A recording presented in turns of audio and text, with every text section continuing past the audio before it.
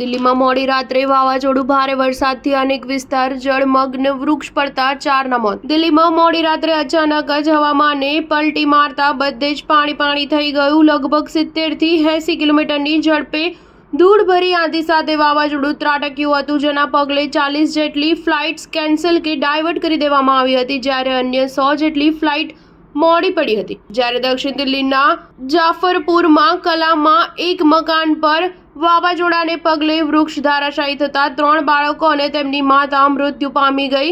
હજુ પણ ઘણા લોકો કાટમાળ નીચે દટાયેલા છે. જ્યારે દિલ્હીના છાવલામાં એક ઘર છત ધરાશાયી થતા 4 લોકો કાટમાળ નીચે દટાઈ ગયા, જેમને હેમખેમ બચાવી લેવાયા હતા. અત્યાર સુધીની માહિતી અનુસાર એરલાઇન્સ દ્વારા એડવાઇઝરી જાહેર કરવામાં આવી હતી, જેમાં જણાવાયું હતું કે યાત્રીઓ ફ્લાઇટ્સની લેન્ડિંગ કે ટેક ઓફ વિશે એરલાઇન્સ પાસેથી જાણકારી મેળવ્યા બાદ જ ભવિષ્યનું પ્લાનિંગ કરે. એરપોર્ટ પહોંચતા પહેલા તેમની ફ્લાઇટની સ્થિતિ વિશે જાણકારી મેળવી લે.